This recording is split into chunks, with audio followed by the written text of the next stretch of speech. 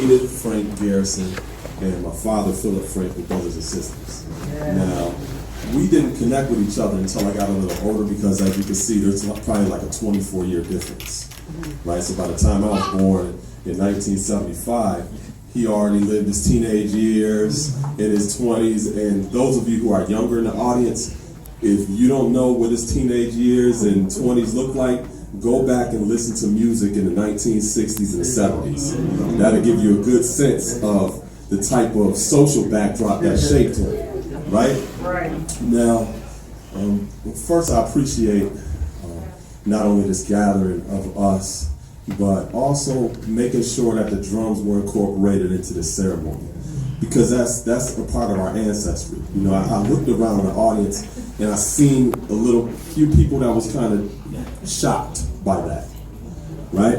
But that goes all the way back to our people, all the way back to our people. Those drums simulate the heartbeat. Yes, right? Yes. You better say that. The Jimmy drums. Come on, cuz.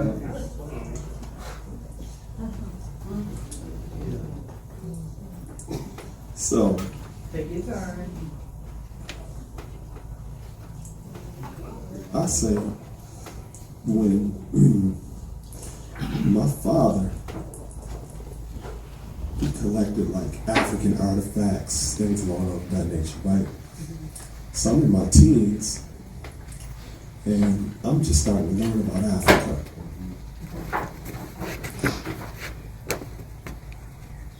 I find out my aunt already been to Africa twice. Right? So she was one of the historians in the family. That passed on to me. I'm one of the historians in the family. Back in 1852, there was a woman named Harriet Beecher Stowe who published the best-selling novel of the 19th century. The best-selling novel sold hundreds of thousands of copies. It was called Uncle Tom's Cabin. How many people are familiar with that book? Yes. Uncle Tom's Cabin. She got inspired to write that book because there was another book about an enslaved man that was circulating amongst abolitionist reading circles. That man's name was Josiah Henson. Right? How many people familiar with him? Yes. That book was her inspiration that sparked the Civil War in this country. He was born June 15, 1789 in Charles County, Maryland. How many people could go back that far? 1789. Charles County, Maryland. Yes. He was enslaved for 41 years of his life until he decided to escape. So he is what you would call a forerunner of the Underground Railroad. What that means is Harriet Tubman's name was Araminta at the time that he escaped. She was a teenager on a plantation when he took his entire family and escaped in 1830 in September and made it all the way up here. Wow.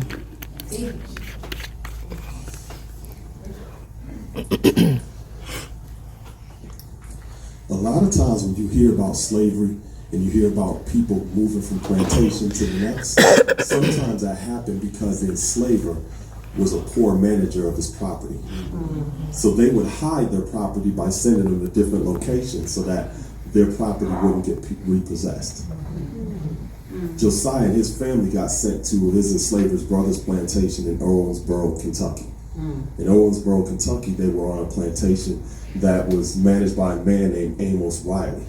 It was at that point that he decided to escape. So him and his family, and typically when you hear about the Underground Railroad, you don't hear about entire families leaving. Harriet Tubman didn't even take her entire family. When she left the first time, her brothers, once they got on the outskirts of the plantation, they turned around and went back. She had to do that on her own. Yes.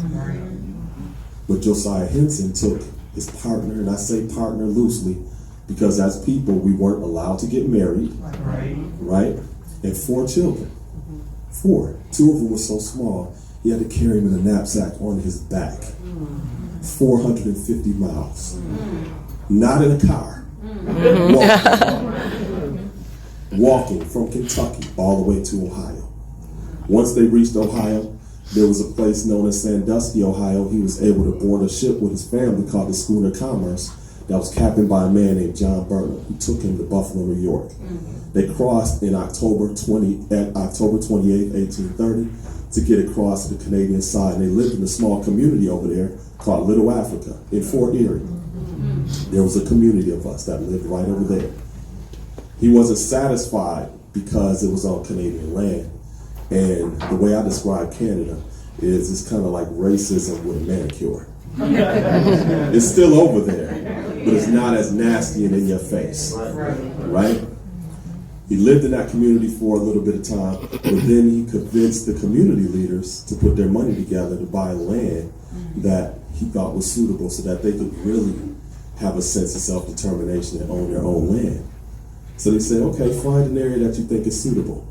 He walked, if you got in a car and drove this distance, it'll be about 7 hours. He walked to a place known as Dawn, which today is known as Dresden, Ontario, Canada. He purchased 200 acres of land, and they established an entire community there called the Dawn Settlement. He was also instrumental in leading a black militia during a rebellion in 1837. He built the British American Institute. This is the person that you hear the phrase Uncle Tom associated with. When she published this book, people were so mad that she exposed what was going on in slavery. Other books began to come out. People began to write editorials in newspapers, do stage plays and everything else to discredit her.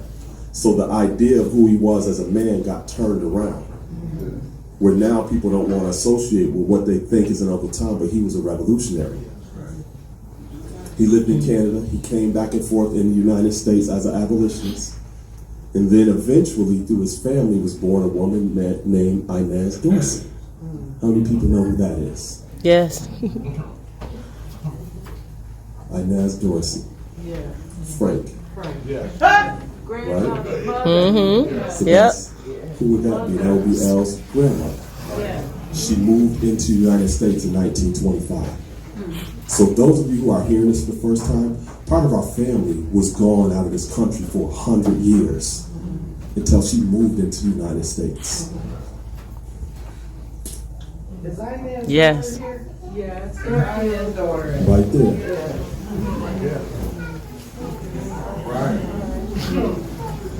This is part of our ancestry that we know. Right? Yes. Now here's the importance of knowing not just this story, but all of these stories. When you look around.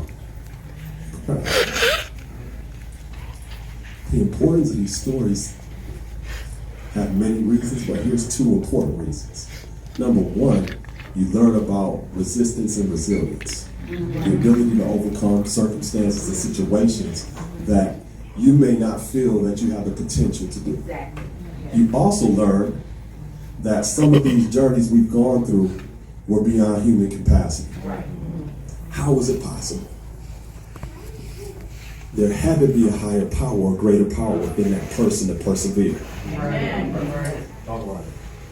When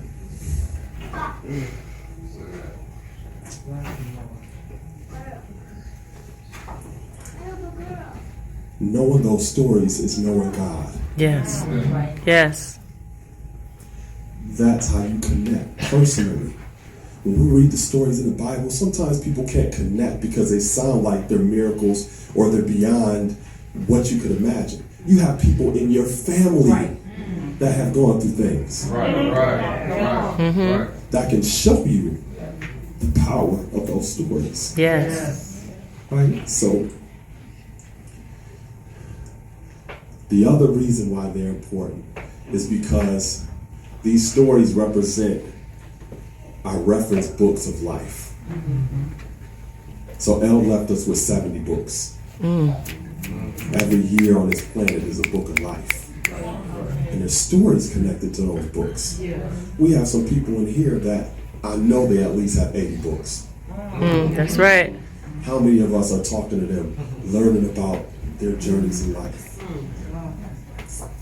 Especially young people.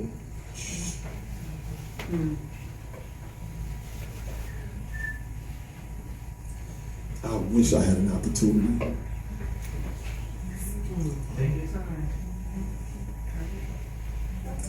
to talk to some of my elders.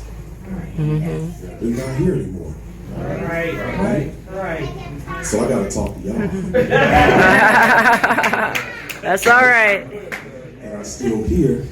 We're not gonna learn these stories because you're really learning about who you are. Yes, yes. How are you? So don't leave this space, leaving his library where it is. Don't bury his library. Okay. Yeah. So that's, I just wanted to share that. Let all of you know that I love you and that we have to remain connected. Yes.